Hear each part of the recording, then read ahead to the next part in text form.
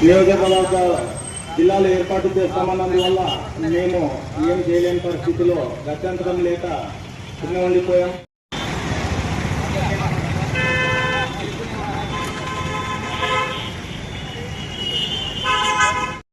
గోపాలాచారి గారు, భూదేప్ప గారు, కుమార్ గారు, యాప్మాన్ వెంకోబు గారు, గోవింద్ గారు, మల్లికార్జున గారు, రామకృష్ణ గారు, హరి గారు, వీళ్ళందరూ మేము గత 62 రోజులుగా ఆదోని జిల్లా ఏర్పాటు చేయాలని రిలే నిరాహార దీక్షకి కూర్చున్న ప్రభుత్వంలో కొద్దిగా కూడా చలనం లేదు.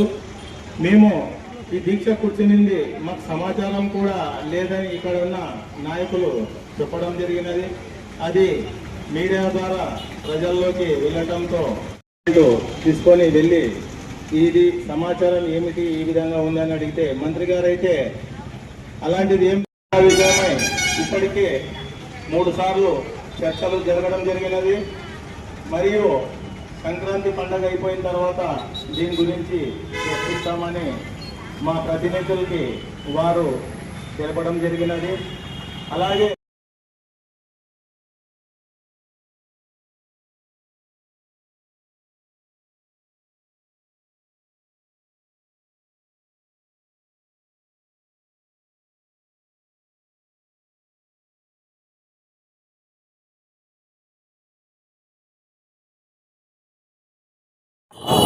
మిత్రులారా, జేఏసీ ఆధ్వర్యంలో 62వ రోజు ఈరోజు రిలే నిరాహార దీక్షకు కూర్చున్న వారికి మేము ధన్యవాదాలు తెలియజేస్తున్నాము.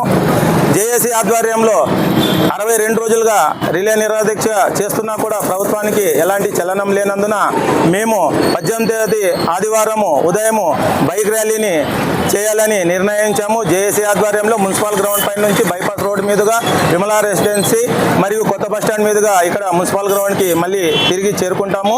కావున ఆదోని చుట్టుపక్కల గ్రామాలు అయితేనేమి, ఆదోనిలో ఉన్న ప్రజలైతేనేమి, మరియు కుల సంఘాలు, అన్ని సంఘాలు కలిసి, అసోసియేషన్ వాళ్ళు, మెకానిక్లు అందరూ కలిసి, అన్ని సామాజిక వర్గాలు, మతాలు అందరూ కలిసి ఈ బైక్ ర్యాలీని దిగ్విజయంగా మనము చేసుకొని ఆదోని జిల్లా సాధించుకోవాలని కోరుతున్నాము.